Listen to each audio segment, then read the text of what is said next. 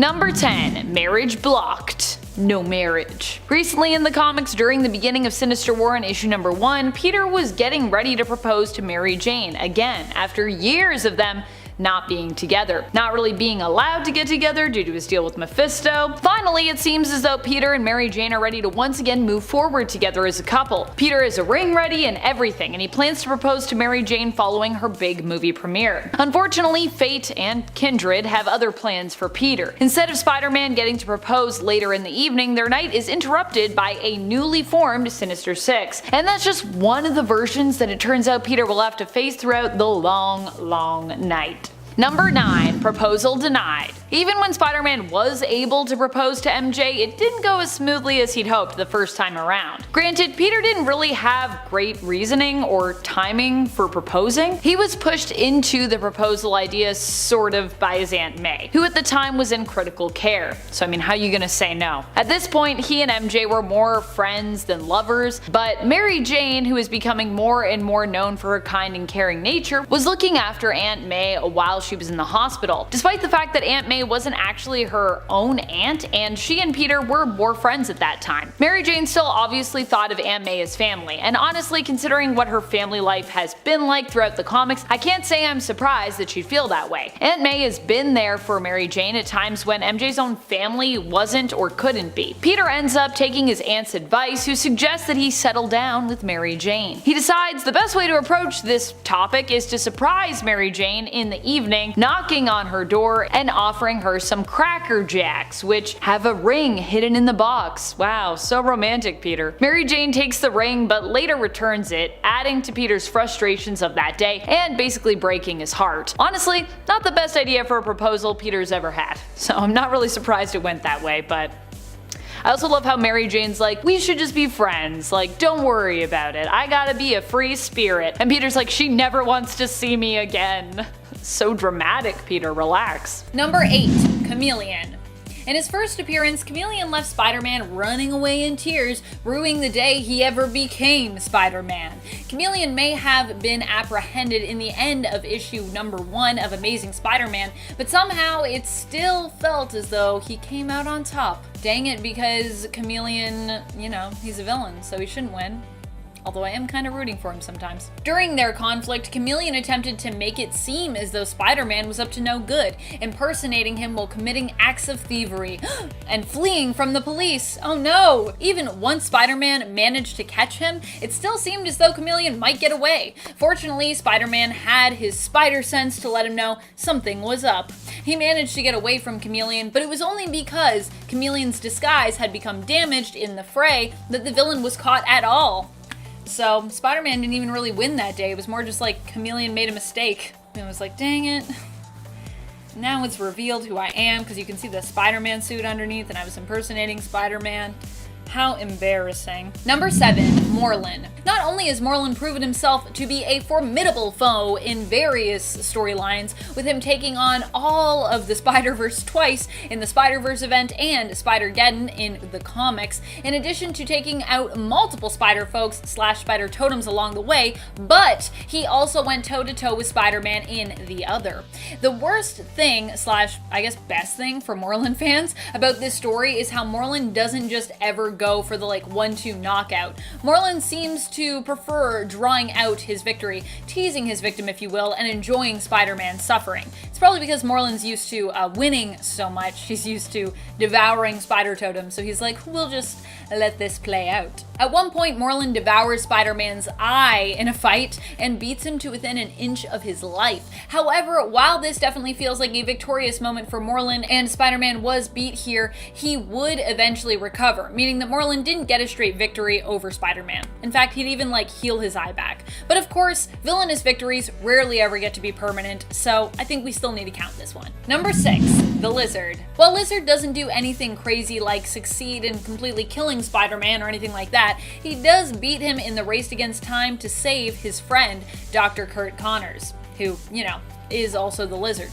In the story Shed, the Lizard ends up taking over before Spider-Man can get there to try and stop it. Spider-Man arrives far too late, as the Lizard seems to have permanently gained dominance after devouring Curt Connors' son against his own will. This victory would be one that would not only haunt Spider-Man, but the Doctor as well. He would end up finding a way to cure himself of his lizard brain, but become stuck in his lizard form, kept in a containment cell for his crimes, but unable to bring himself to reveal Spider-Man that he had finally cured himself mentally of his reptilian half.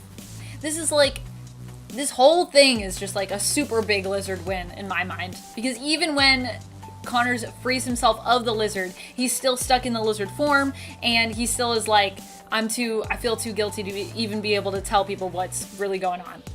So the lizard like really won, even though he was gone. Number 5, Mysterio.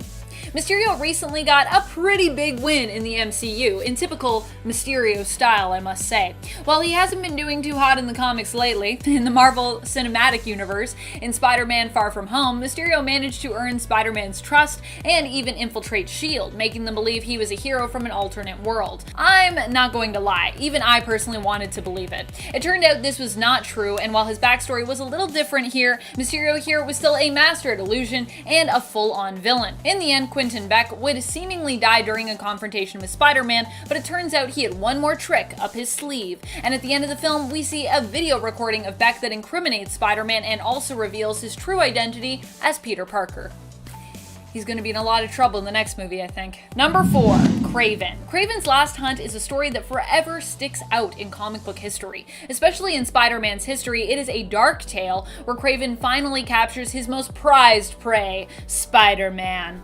What's more, it's also implied he kills Spidey. He then proceeds to take Spider-Man's place, proving once and for all that not only is he capable of capturing and killing the hero, but also aiming to prove that he's better than Spider-Man by beating down all his villains brutally. In the end, we learn that Spider-Man was not actually dead, but in a comatose, death-like state all this while. He returns, and KRAVEN acknowledges that while he seemingly won to do what Spider-Man does while keeping to his moral code is actually an impressive feat. Something that KRAVEN likely wouldn't actually be able to do. His final hunt complete, it's then implied that KRAVEN takes his own life. Number 3, Kingpin. There are a few times that Kingpin has beaten Spider-Man throughout the comics and alternate universes that we have explored. At one point, he actually manages to kill MJ in a what-if version of Back in Black, and while Spider-Man manages to hunt him down and even kills him, in the end, Kingpin's actions turn Spider-Man into a villain. So I'd still consider that a win for Kingpin. But what I'd really like to focus on here is the time that Kingpin managed to kill Spider-Man in Sony's groundbreaking animated film Into the Spider-Verse, one of my favorite films of all time. Here, Kingpin manages to actually kill Peter Parker, the current Spider-Man of Miles Morales' universe. Although Miles would also learn of alternate universes with their own Spider-Men, Spider-Girls, and even Spider-Pigs.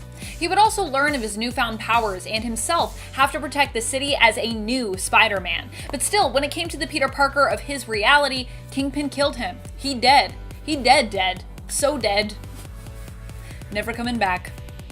Number 2, Dr. Octopus. Doc Ock actually succeeds in taking Spider-Man's place, not just by impersonating him, but by actually swapping bodies with the hero. That the two swap bodies, wah wah wah wah, with Peter ending up stuck in the dying form of Doc Ock, and Doc Ock's mind now within the young and superpowered body of Spider-Man. Oh my goodness. Eventually, he would relinquish this form, giving it back to Peter when he realized he was incapable of making the tough decisions required of a more heroic spirit. But for a time, we'd come to know this version of villain and hero combined as Superior Spider-Man. And if you're wondering, but wait a minute, didn't Peter die in Doc Ock's body? Yes, but also his consciousness lived still on in his mind. It's a little confusing, but if you read it, it makes sense. It's like comic book confusing, just if you are explaining it quickly to someone in a list. Number 1, Green Goblin. You can take Peter's body, you can take his mind, you can ruin his reputation, but one of the worst things you can ever do to him is to break his heart. There are many ghosts that haunt Peter Parker, but one of the most meaningful ones to this day remains that of Gwen Stacy. Gwen was Peter's childhood sweetheart. Before he and MJ were together and were a thing, he was with Gwen, who was also a science enthusiast and academic like Peter. Gwen ended up being taken hostage by the Green Goblin and thrown from a bridge. When Peter as Spider-Man went to save her with his web shooters, it's implied that his own attempt to do so was what killed her. The tension from his web caused her neck to snap. Norman Osborn has remained one of Spider-Man's most iconic villains to this day, and for many, the moment Green Goblin killed Gwen Stacy was where this shift really happened for his character, making him Spider-Man's greatest and most feared nemesis. Number 10. Electro. Electro, even in his first appearance in issue 9 of the original Amazing Spider-Man series, was beating Spider-Man. At least, initially. When Spider-Man first meets Electro, he doesn't know what to do, and Electro gets away a few times before Spider-Man manages to stop him. At one point, Spider-Man even reaches out to try and grab Electro. Not a great idea.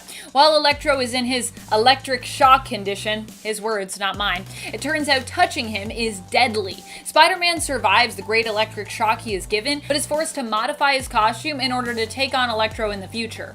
He adds on rubber slippers and gloves, and likely in the future would make modifications to his costume, adding in rubber insulation in case he came up against the villain again, which he would many times, because yeah, that's only issue 9. It goes on for a lot longer than issue 9. Number 9. Mephisto. Mephisto might not win in the most obvious ways, but he definitely is always sneakily on the up and up when it comes to him versus heroes. Any heroes really, Spider-Man included. In the case of Mephisto versus Spider-Man, that sounded more legal than I intended, but I guess we are dealing with binding contracts. Mephisto ended up helping Peter to get what he needed, but at a price. He required in exchange Peter's marriage to MJ, which for comic book continuity meant undoing that rocky but ongoing union. Spider-Man got what he wanted, Aunt May was safe and his identity was a secret once more, but I don't think he really realized what he was giving up until he experienced it. MJ didn't even seem to recall their marriage, although lately it seems to be implied that she might have known more about their past than she's let on. Number 8. Secret identity revealed. In the comics, Spider-Man's secret identity has been revealed before, and in the Marvel Cinematic Universe, we also now know that this is a thing. Spider-Man's true identity being Peter Parker gets revealed at the end of Spider-Man Far From Home in the MCU. And although we don't quite know yet how this will shake out for him in No Way Home, the trailer we got seems to imply that it's going to be a pretty rough go for Peter. So rough, in fact, that Tom Holland's Peter Parker will be forced to turn to Benedict Cumberbatch's Dr. Stephen Strange for help. Wong urges Strange not to meddle, warning him that the spell he's thinking of using is too dangerous. But of course, Doctor Strange being Doctor Strange, he decides to cast it anyway, attempting to help Peter out by making everyone forget his true identity again. Unfortunately, this too will likely lead to more problems than any kind of solution. And of course, there is the added factor that Spider-Man's identity isn't just out there, but that he's also been implied to have been involved and the cause of Mysterio's death, who is thought of by the public still as a hero. Oh dear. Number 7. Fighting Sinister Sixes. And 7. During the events of Sinister War, Spider-Man didn't just have his proposal interrupted, he had his life nearly snuffed out in the midst of being caught up in what could only be described aptly as a Sinister War. I mean, hence the name of that series. That is a war between multiple Sinister Sixes and even one all-female Sinister Seven known as the Syndicate. Not to be confused with the Sinister Syndicate, which is its own thing, just to be clear. So many sinister groups, so confusing. All the teams of villains for one reason or another seemed to be interested in Spider-Man, which meant he had quite an evening full of tons of fighting, near-death experiences, and stolen moments where he attempted to catch his breath only to be interrupted by one of the multiple teams who were in pursuit of him. I personally felt exhausted for Peter while just reading Sinister War. I was like, oh geez, he's just trying to catch his breath and he's like, I can't even catch my breath. My goodness. Number 6. Black Cat's secret powers. Something that definitely hurt Peter and affected their relationship severely was Felicia's secret that she had gotten powers of her own. Her powers unfortunately also happened to be the worst kind in terms of getting close to people, as they were bad luck powers. These powers seemed to affect not just anyone who targeted Felicia, but also at one point anyone who was extremely close to her as well, like say her lover, Spider-Man. The other unfortunate fact of these powers was that Black Cat had actually acquired them from KINGPIN. While Spider-Man didn't end up finding out exactly what had gone on with Felicia and the powers, he did find out that he had a bad luck aura around him when he sought help from Doctor Strange to figure out what was basically going on, because he knew something was up. However, Peter assumed that Felicia had actually given him the bad luck aura on purpose, not knowing that it was all non-intentional and the Black Cat had only really gotten the powers to protect herself after almost dying at the hands of Doc Ock. Needless to say, Spider-Man's assumptions left him feeling betrayed,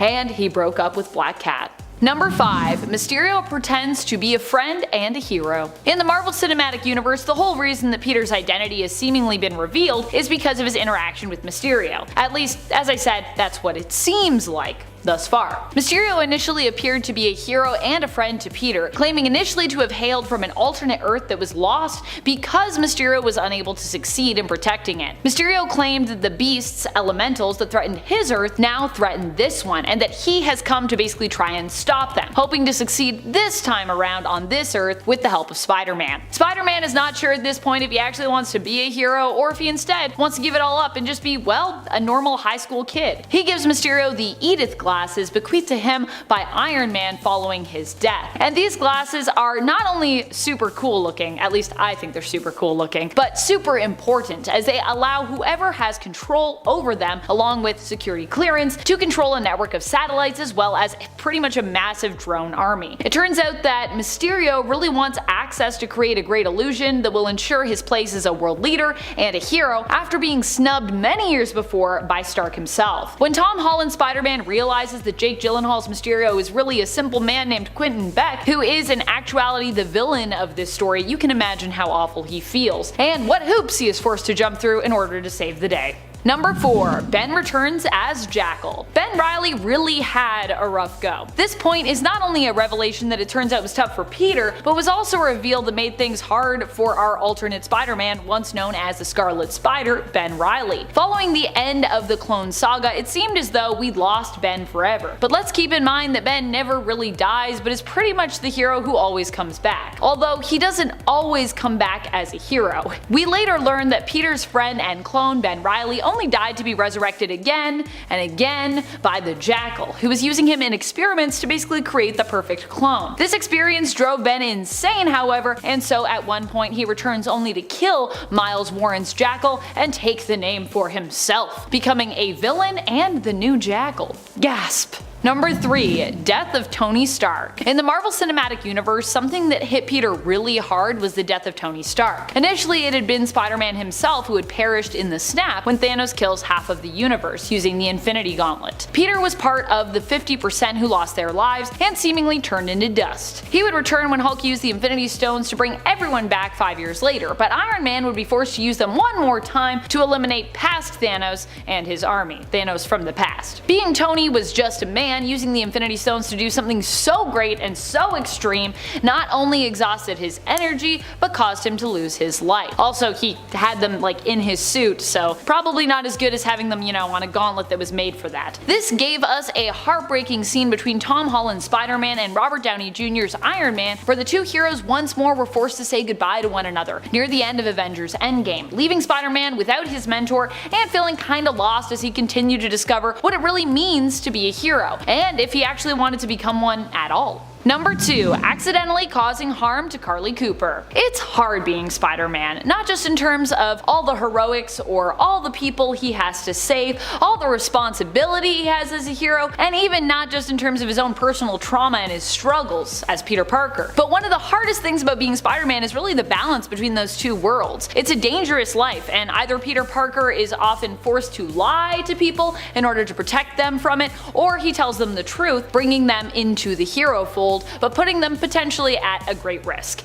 That is pretty much what happened here with Carly Cooper, Peter's one-time girlfriend, who all in all was a capable person and forensic specialist with the NYPD. Carly ended up being kidnapped by the Green Goblin, and after refusing to reveal what she knew about Spider-Man's true identity, was turned into a goblin herself with the Goblin Serum. She took up the name Monster for a while, and even after she was changed back into her normal self, was forced to leave New York in the end to create some distance between her and Peter, because she was like, I can't deal with this. She'd get over it, but I feel like that's pretty hard when you're Peter Parker and you already take everything very personally. If it's something bad happens, you're like, ugh, I really messed up. Oops.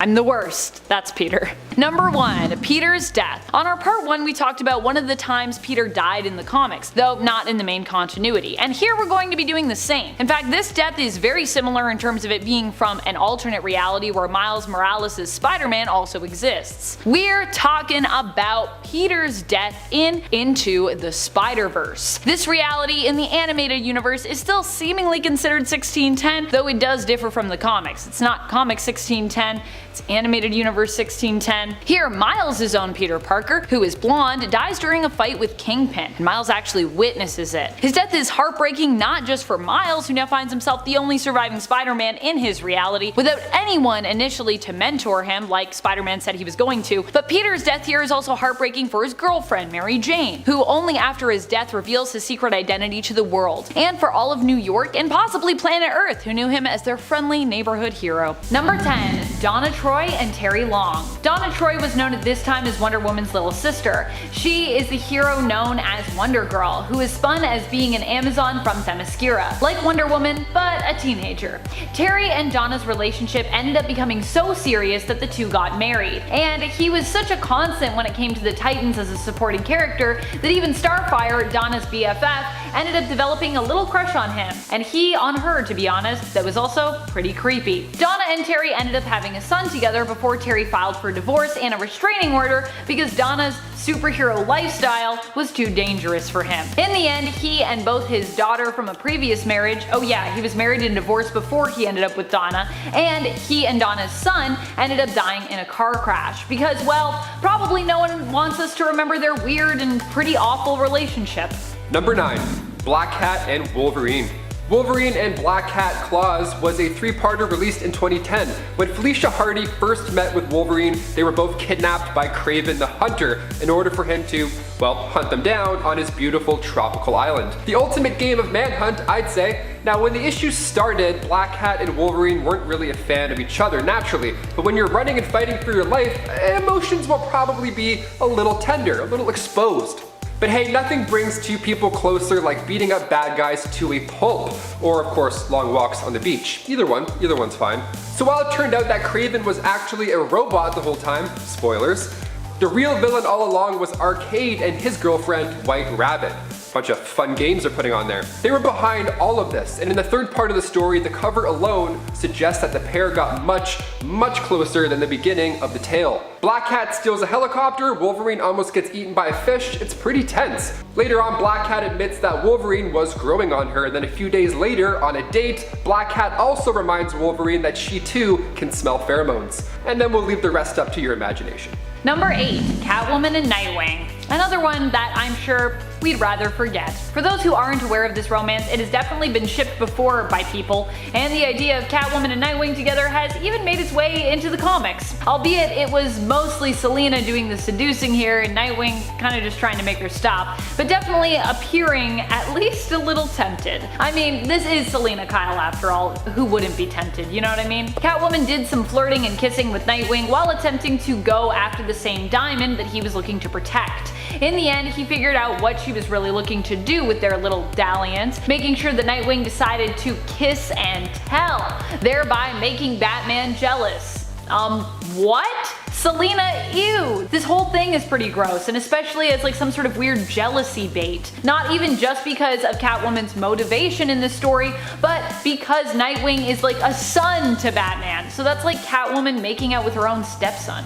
Number 7. Supergirl and Comet. Of course I have to talk about the time Supergirl fell in love with her pet horse. Of course. Now before you react, hear me out. It's a sapient horse with magical powers who at one point was actually a centaur in ancient Greece. So, you know, it's not too bad. It's still kind of bad. It's still a little bad. But dare I say it, he was actually quite handsome, I have to admit. He first appeared in Adventure Comics 293, and he became Supergirl's beloved pet, and then in Action Comics issue 301, he became a human being. I wish my dog turned into a human. I'd be like, hey man, what's up with the Q-tips? Why are you eating Q-tips every day? Yuck, stop. So just how did this happen? Well, a comet that was passing Earth turned him into a human man appropriately named Bronco Bill. And if the name isn't selling you, he also became a rodeo star. I guess he has quite the experience in the field, literally speaking as well. Supergirl and rodeo star Bronco Bill fell in love and dated for some time until he, you know, turned back into an animal. At that point, they called it off. Look, I have so many questions, I'm just afraid to ask them. Number 6. Tony Stark and Emma Frost. A lot of people have been confused about the potential future wedding that was made mention of in History of the Marvel Universe issue 6 between Tony Stark and Emma Frost. Or maybe you're not confused because maybe you didn't know about this, but this is a thing. This seems like one of the most random mashups to happen in comics, within the same universe at least. And yet some are speculating it could just be a marriage in name alone, and more about a strong business partnership cemented through marriage. However, did you know that Tony and Emma actually have a romantic history? You might have missed the brief mentioning of it, but back in the 2006 Civil War in issue number 3, it was alluded to that Tony and Emma have potentially been sleeping together on and off for years, when neither of them were otherwise attached. As weird as these two together sounds, I mean, it does kind of make sense. Both are powerful people with an appreciation for the finer things, and who are both masters when it comes to business dealings. So they might have more in common than you think. And if you're wondering, yes, Scott does know about it apparently. Number 5. Lois and SUPERBABY. Okay, being turned into a baby can be fun, definitely. In issue 147 of Batman, Bruce Wayne became a baby for a little and Robin didn't, so it was a good time. It was fun. The dynamic was funny. Just a little Batman using balloons to gain height. It's great. But sometimes it can get a little weird. For example, in Superman's Girlfriend Lois Lane issue 59, we see more of this babyverse come to life, and it's kind of serious and totally creepy. It starts out with SUPERBABY getting spanked, which is quite the intro. Well, in this comic, SUPERBABY is from an alternate reality, and Superman is still a thing. He's still his own unit. So Lois brings home the baby version, and SUPERBABY starts ripping photos apart, just being a pain in the ass. It's the 60s we're talking about, so Lois spanks him a lot. She's like rolling her wrist out in between. I mean, he's the baby of steel, so it's gotta hurt a little bit. Things get even more weird than all of this when you realize the story is just about Lana and Lois fighting over who gets to marry the older SUPERBABY. This is one I hope I forget, but now you have to live with it as well. Number 4. Jimmy Olsen and Mrs. Giz Piddle-Sinners. Jimmy has really random, weird, and random luck with women. Sometimes he gets the most charming ladies, and other times the most troublesome ones. Remember that time Harley Quinn pretended to be a love columnist who was interested in him because she actually wanted to kill him? That happened. He's had all sorts of superpowered and alien girlfriends over the years, but one of the weirdest instances of romance for Jimmy happened in issue 100 of Superman's pal Jimmy Olsen, during an issue where we saw him married, or almost married, to Lucy Lane, Lois's sister. In fact, the wedding ended up not happening after all Jimmy's exes showed up, who still had a thing for Jimmy, including Miss Giz Piddle-Sinners from the 5th Dimension. We'll just call her Miss Giz for short. Thank you past Amanda that wrote this. She is a trickster imp who hails from the same home as Mr. Mixie. She loved Jimmy so much, she sabotaged his marriage to Lucy, making it so that every time the pair kissed, Superman would be transformed into a mole. I'm not kidding, this also really happened. Something Jimmy later referred to as the mole effect. Wow, that's great, Jimmy. Miss Giz's undying and mischievous love for Jimmy actually succeeded in breaking up Lucy and Jimmy. Jimmy never gets any love in the end. Number 3. Killer Croc and Orca. A fishy match made in heaven, that's for sure. I wouldn't want to double date with these two. I mean, the smell alone, I'll take the check. Let's get the hell out of here. In the Injustice Elseworld series, Killer Croc and Orca are married. Now, they must have met on Plenty of Fish or something. Now, that sounds like a pretty serious romance as it is, but in Injustice Volume 2, issue 42, things get to the next level. Orca walks in, announces that she's pregnant, and the room goes silent. No one makes a peep. There's a dull in the air. And then Killer Croc just slowly stands up, looks around for a little, and then tells the gang that he should probably head out now. He's not too pumped at the moment, but we definitely were. Number 2. Rogue and the Sentry. This is a weird one that just randomly was retconned into existence. But what do you expect with the Sentry, one of the original heroes who himself was retconned into existence? During Sentry's funeral in Sentry Fallen Sun, after the death of both him and his wife Lindy, we see all the heroes gather to pay their respects. They all share their feelings and memories of Bob over a few beers, and a water for Tony because, as Sentry taught him, he always has a choice. While reminiscing, Rogue reveals that Sentry was the only person who could touch her, though I'm pretty sure Magneto can kinda do that too, at least in some realities. Anyways, because Sentry was the only person who could touch her, they ended up having a deeply emotional and physical relationship. We don't really know what Lindy thought of this, or when exactly their relationship happened, or how that all works. This is all we get before Rogue runs off in tears, and I don't think it's ever really mentioned again, so that's kinda weird. And number 1, Harley Quinn and Harley Quinn. Do you think if you met another version of yourself, you would like them? Would you fall in love?